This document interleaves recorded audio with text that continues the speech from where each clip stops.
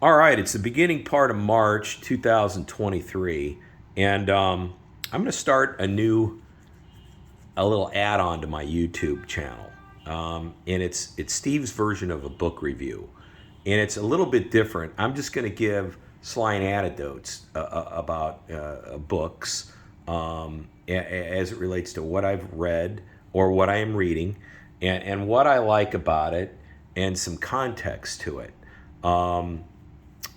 So here it goes. I'm gonna try and do. I probably got 2,000 books at home. I probably read, I'll say two, three books a month. I'm an expat here in Asia. I travel a lot. I'm here alone, and so my version of a good time is nestled up with a good book. Don't really do the thing. Don't chase. I'm happily married and been happily married for a long time.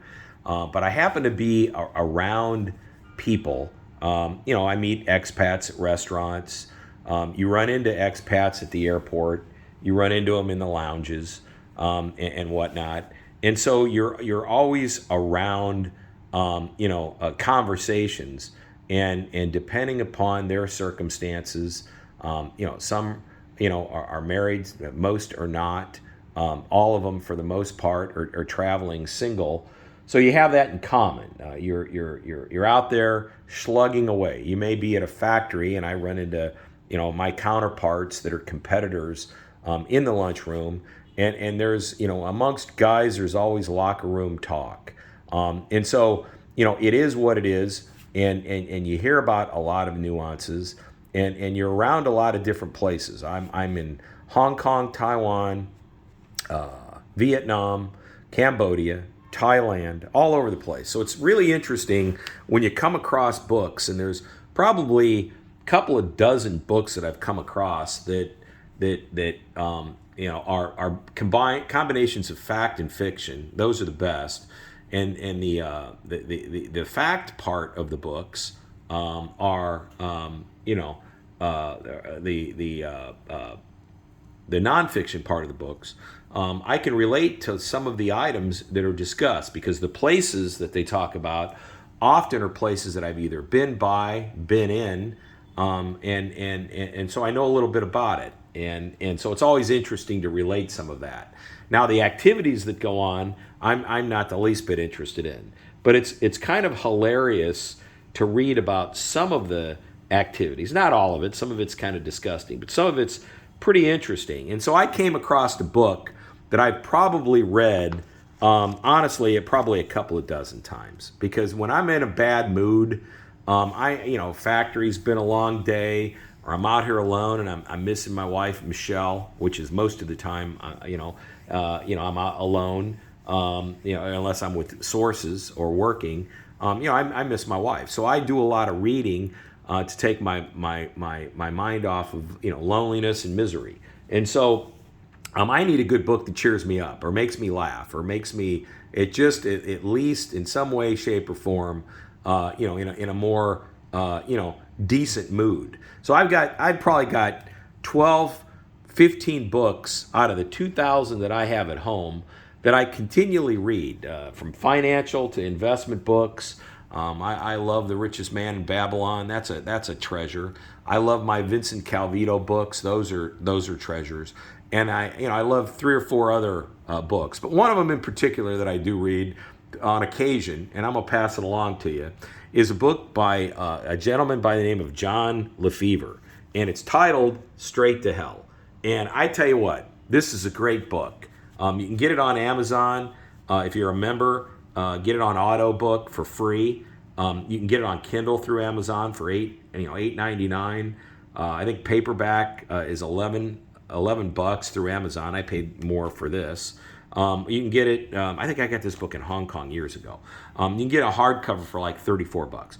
At either rate, this book is all about a gentleman who worked at Goldman Sachs started at Goldman Sachs back in 2001, and it pretty much sums it up. Right, this is not a good book for your wife or kids, and in fact, it sums it up in his credits. He says, to my wife and children, I wrote this for you on the condition that you never read it. So this is not a book that you want to share with the kids or your wife or your girlfriend, unless you want problems.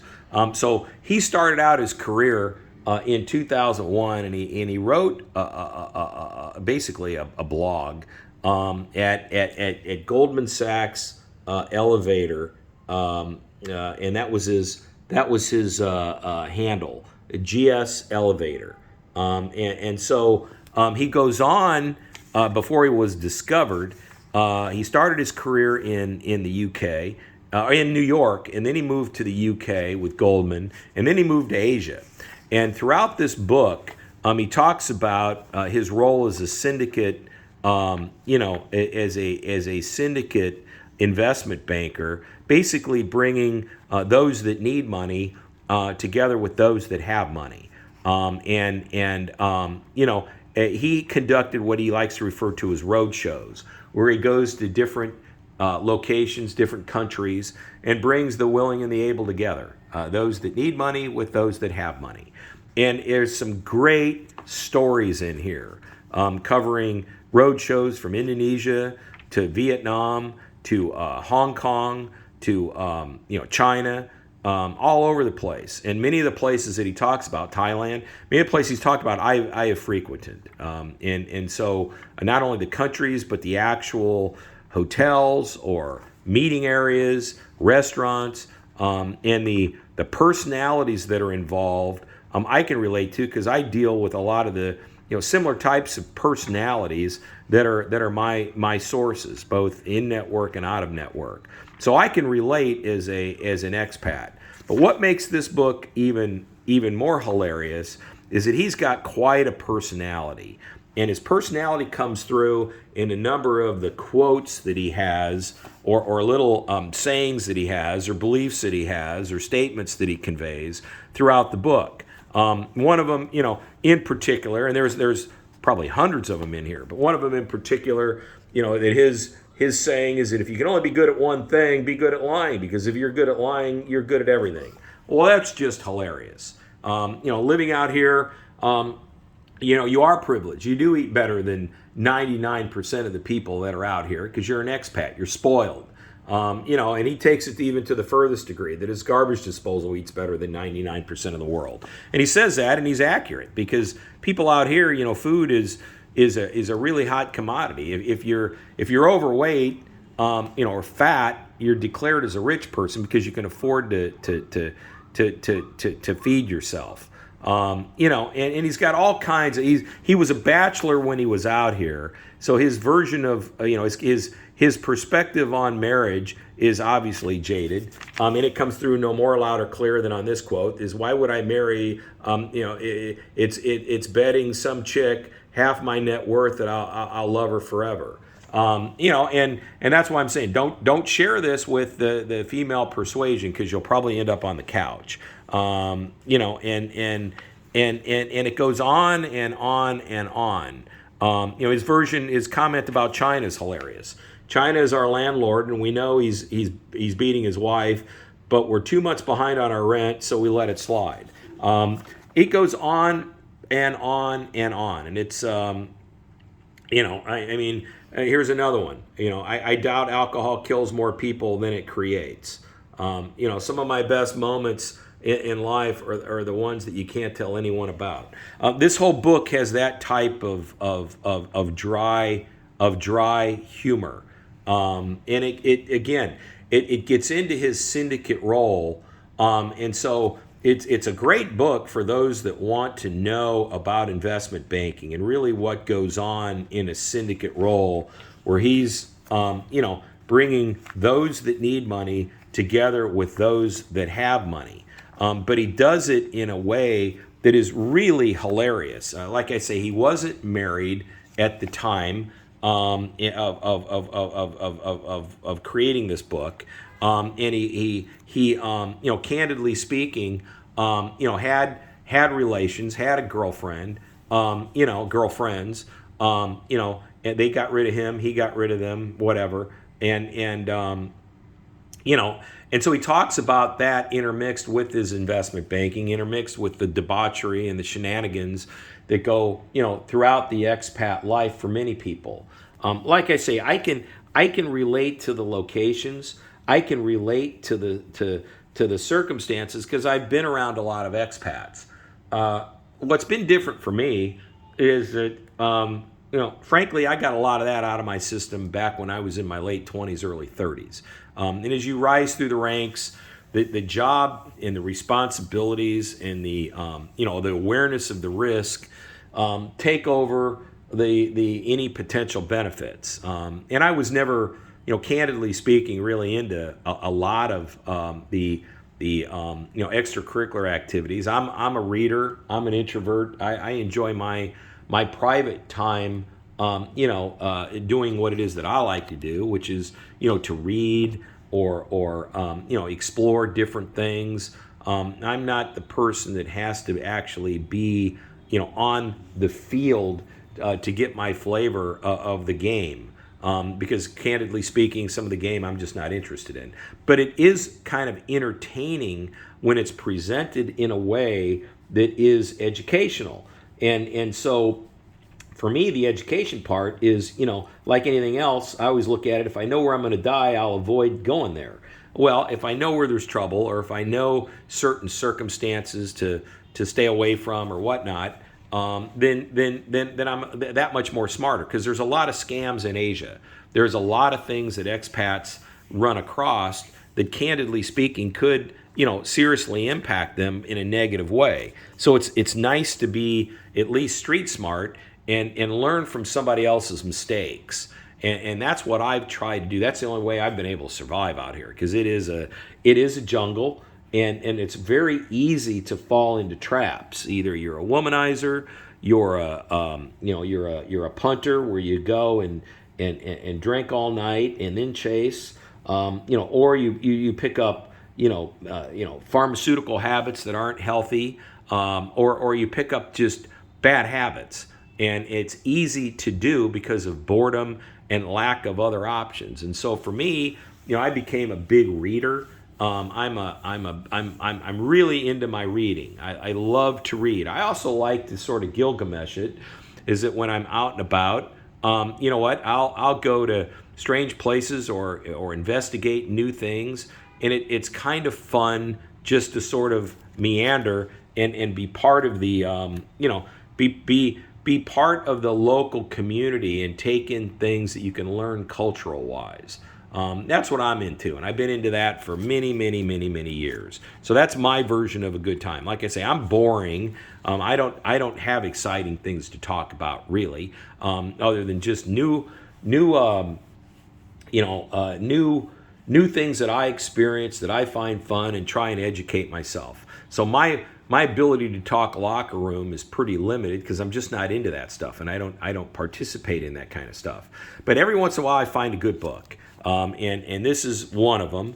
I'll get into the Vincent Calvito, Christopher G. Morse series in Thailand a little bit at a next review because that's fun to read about because I can relate. He's a private eye, Vincent Calvito, a fictional character, but it's surrounded by a lot of nonfiction, places. So I like to read about it. But I'll give you one more a little tidbit out of this book, and I don't want to talk about the book a whole lot because I want you to read it. It's a great, entertaining read. If you're on a plane, you're in perhaps a lounge at the airport, or you're bored at home, or you got some time on your own out at the pool, or you get booted out of the house and you're in a bad mood and you want to read something that's hilarious, this is a great book to start with. It's called Straight to Hell by a guy by the name of John Lefevre. And it's hilarious, and it's for the most part, the names have been changed to protect the guilty, as far as I'm concerned. It's a hilarious book. Well, let me wrap it up by a final. This guy had a girlfriend, and I guess she either dumped him or he returned the favor. So he got invited. He didn't leave on exactly really negative notes because he got an invitation to the wedding. And upon taking a look at the register, he wanted to do the right thing and buy his girlfriend, something that she could use. And so, he gave them, 2 Baccarat wine glasses, along with some Prete sheets with a very, very nice note that he picked up out of the register. And he wrote the following. He says, I hope you like the glasses and the sheets, so when you're getting drunk and you can think of me. And I just thought that was really hilarious. I hope you like the glass and the sheets, so when you're getting drunk and blank, you think of me. And again, is it appropriate language? No. Is it appropriate for the circumstance? Probably no. But, ex-girlfriend, who knows how they departed, but I just thought that the wit and the humor was hilarious. And me, being who I am, I'm a highlighter. I'm old school. I got when I read a book, I got to have my highlight so I can remember stuff, and I'll write it down. I do that in investment books all the time. I've got my little notes on my phone that I keep as far as words or the little tidbits that you learn about, or sayings or things that you find of interest. There might be certain vocabulary words that you're not used to using, and you look them up, and it's all part of the continual learning, and I love it. And so I read a whole hodgepodge of different kinds of books. I read investment books. I like to read. I'm not really into I'm not really into nonfiction. I like a combination of nonfiction and fiction together. I like to learn stuff that's actually real. I'm not really much of an imagination guy. I like to go out and experience it, and then that adds into my own library of learnings. I don't do pretend real well. But anyway, listen, I'm going to start out by doing some little classic book reviews. I don't make any money off this guy. I don't make any money off the publishers, and I won't make any money off of authors. These are just things that I find of interest in particular books.